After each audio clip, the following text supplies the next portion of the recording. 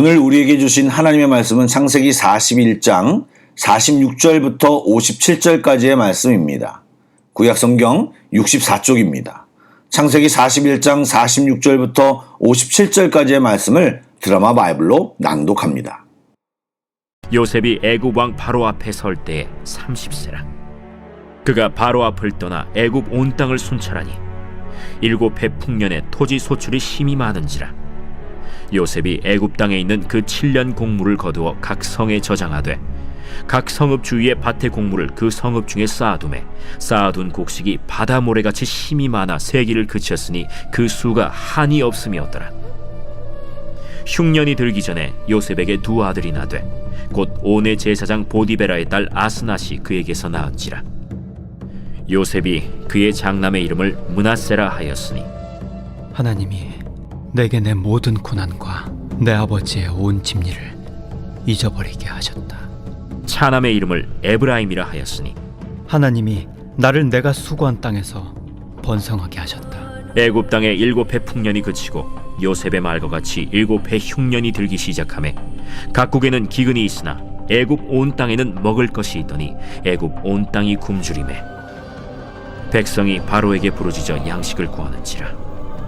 바로가 애굽 모든 백성에게 이르되 요셉에게 가서 그가 너희에게 이르는 대로 하라. 온 지면에 기근이 있음에 요셉이 모든 창고를 열고 애굽 백성에게 팔세. 애굽 땅에 기근이 심하며 각국 백성도 양식을 사려고 애굽으로 들어와 요셉에게 이르렀으니 기근이 온 세상에 심함이었더라. 좋은 아침입니다. 예배함이 기쁨이고 능력입니다. 오늘 하루 주님이 주시는 기쁨과 능력으로 잘 시작하시고 감사로 마감하는 멋진 날 되시길 축복합니다. 아멘. 말씀을 나누겠습니다. 오늘 본문은 요셉이 총리가 되고 예고된 풍년과 흉년이 실제가 되고 그 기간 동안 요셉의 삶을 기록하고 있습니다. 46절 말씀을 보면 요셉이 바로 왕 앞에 설 때의 나이가 30세였습니다. 한마디로 시퍼렇게 젊은 외국인이 꿈의 몽 하나로 제국의 2인자인 총리가 된 것입니다. 이전에 애굽에도 분명히 이방인이 고위 관리가 되는 일이 덜어 있었을 것입니다. 그러나 종이나 노예였던 자가 정치나 통치의 경험도 전혀 없는 자가 한순간 최고 관리가 되는 것은 너무나도 파격적이고 많은 사람에게 달갑지 않았을 것입니다. 또한 요셉의 꿈 해몽에 대해서는 인정했지만 그의 다른 능력, 특별히 실무 능력에 대해서는 의구심을 가졌을지 모릅니다. 요즘도 전공을 해서 이론은 잘 알고 있지만 급변하는 상황 속에서 알고 있는 이론을 제대로 적용하지 못하거나 적당히 대처하지 못해 힘들어하는 학자 관료들을 덜어 발견하곤 합니다. 또 요셉이 노예 출신이고 죄수였다는 소문은 이미 빛의 속도로 관료사회에 전파되었을 것입니다. 그러니 실무 능력과 또 그의 말을 밑에 있는 수하들이 제대로 잘 따르고 그가 언급한 풍년과 흉년을 잘 컨트롤할 수 있느냐는 많은 사람들의 관심사항이었을 것입니다. 한마디로 요셉이 헤쳐나가야 할 일들이 정말 엄청나게 많다는 이야기입니다. 그런데 그런 상황과 함께 우리는 한 가지 상상을 할 수 있습니다. 요셉은 억울한 누명을 쓰고 짧지 않은 시간을 감옥에서 보내야 했습니다. 이제 2인자의 권력을 가졌기에 보통 사람 같으면 요셉은 보디발과 그의 아내를 불러 죄를 물을 수도 있었을 것입니다. 그러나 창세기 저자는 그런 것에 대해 전혀 언급하지 않습니다. 그리고 그가 총리로 임명됨과 동시에 한 일을 소개하는데 바로 그의 직무를 수행하기 위해 애굽 온 땅을 순찰하는 것이었습니다. 또 풍년이 시작되자 요셉은 온 땅의 곡물을 거두어 저장하기 시작했습니다. 사실 요셉의 입장에서는 처음 7년이 더 힘든 시기였을 것입니다. 왜냐하면 사람들은 눈앞에 풍요에 취해 왜 무의미한 수고를 하느냐는 식의 반발이 불보듯 뻔하기 때문입니다. 그러나 요셉은 곡식이 바다 모래와 같이 많아서 세는 것 자체가 불가능해질 정도로 되었음에도 꾸준히 곡식을 거둬들였고 쌓아 저장했습니다. 만약 그 상태로 7년 흉년이 닥치지 않았다면 비웃음거리가 되리라는 위기감도 있었겠지만 요셉은 가정 총무 때처럼 또 간수장의 일을 맡아 일했을 때처럼 하나님의 계획을 믿고 하나님과 함께 성실히 우직하게 마땅히 해야 할 일을 감당했습니다. 이어 기록된 말씀에 요셉은 흉년이 시작되기 전에 두 아들을 얻었는데 장자의 이름은 므낫세이고 둘째 이름은 에브라임이었습니다. 비록 요셉 자신은 애굽식 이름을 얻었고 애굽의 여인을 아내로 얻었지만 아들들만큼은 히브리식 이름을 지어줌으로써 나름 언약 백성의 정체성을 지키기 위해 몸부림치고 있음을 보여주고 있습니다. 이에 이런 요셉의 노력은 헛되지 않고 훗날 이 두 아들은 이스라엘의 12지파에 당당히 들어가게 되었습니다. 이 즈음에서 우리가 생각해야 할 것이 있습니다. 첫 번째, 하나님의 말씀은 반드시 말씀대로 이루어진다는 사실을 다시 한번 정확히 인식하고 우리는 하나님의 말씀과 약속에 더욱 민감해야 하고 그것을 붙잡는 삶을 사는 것이 복된 것임을 알고 그렇게 살아야 합니다. 두 번째는 우리가 세상에 살면서 수많은 어려움과 문제, 거스름, 모함 같은 것이 있겠지만 하나님과 함께하면 힘과 지혜를 주시고 어떤 어려운 일도 감당할 수 있게 됨을 믿고 하나님 앞에 성실하게 서 있어야 함을 요셉의 삶 속에서 배워야 합니다. 마지막 세 번째는 하나님의 사람은 언제 어디서든 성도의 정체성을 잊거나 잃어버려서는 안 되는 것입니다. 얼마 전 수요 예배 때 갈멜산에서 850대 1의 엘리야의 싸움을 이야기했는데 사실 요셉은 애굽 백성 전체와 영적 싸움을 벌이고 있는 것입니다. 그도 애굽의 문화와 종교에 동화되고 싶은 유혹과 공격을 수도 없이 받았을 것입니다.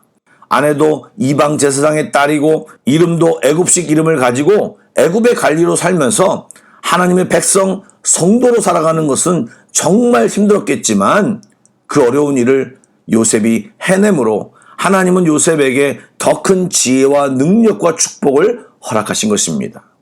요셉이 낳은 두 아들의 이름 속에는 그가 하나님께 드리는 감사의 고백이 들어있습니다. 잊게 함이라는 의미의 므낫세는 하나님이 고난과 억울함을 잊게 하셨음을 감사하는 이름이고 두 배의 열매 창성함이라는 의미의 에브라임은 요셉이 애굽에서 힘들었지만 번성함을 주셨음에 감사하는 이름입니다. 요셉은 당시까지 주신 은혜만으로 그런 고백을 드렸는데 사실 하나님이 요셉을 위해 준비하신 복은 요셉이 상상할 수 없을 만큼 너무나도 어마어마합니다. 그 복은 창세기 끝날 때까지 계속됩니다. 이제 7년 풍년이 끝나고 7년 흉년이 시작되었습니다. 사람들이 굶주림으로 고통스러워하며 부르짖기 시작했습니다. 애굽에서 이 문제를 해결할 사람은 요셉밖에 없습니다. 요셉은 창고의 문을 열어 곡식을 판매하기 시작했습니다.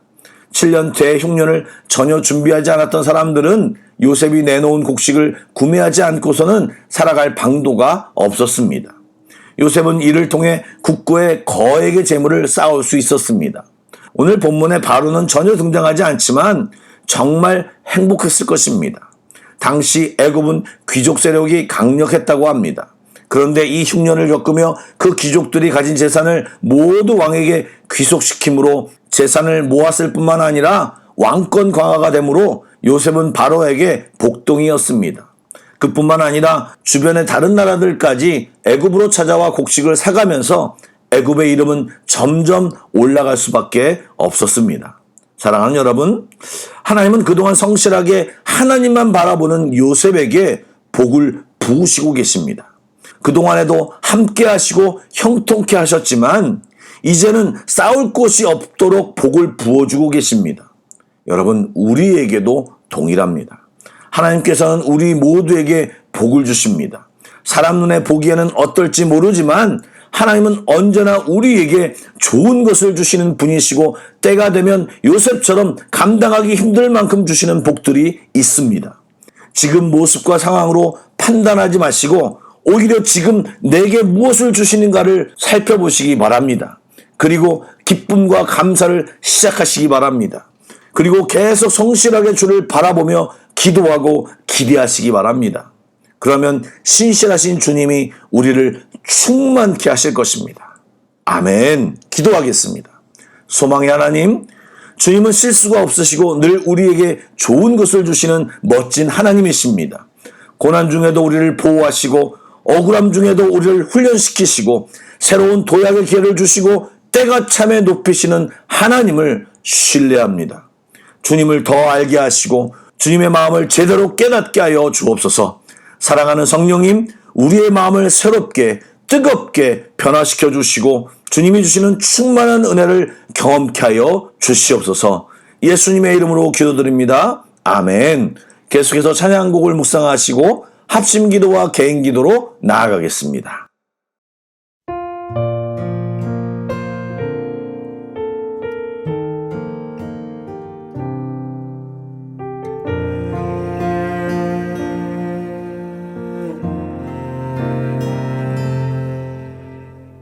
하나님 한 번도 나를 실망시킨 적 없으시고 언제나 공평과 은혜로 나를 지키셨네. 하나님 한 번도 나를 실망시킨 적 없으시고 언제나 공평과 은혜로 나를 지키셨네.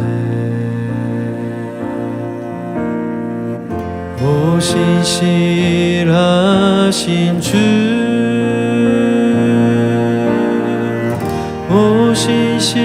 오신실하신 주, 내 너를 떠나지도 않으리라. 내 너를 버리지도 않으리라. 약속하셨던 주님, 그 약속을 지키사 이후로도 영원토록 나를 지키시리라 확신하네.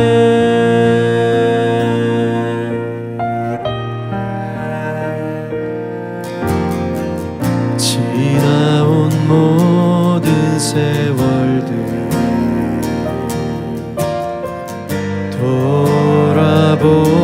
돌아보아도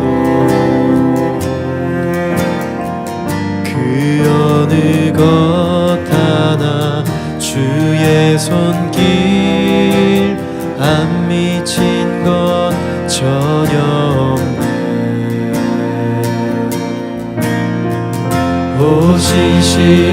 오신실하신 주,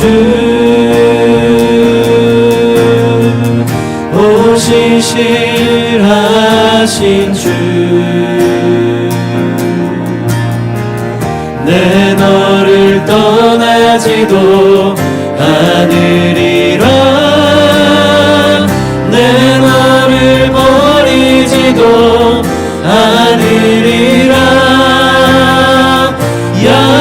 약속하셨던 주님,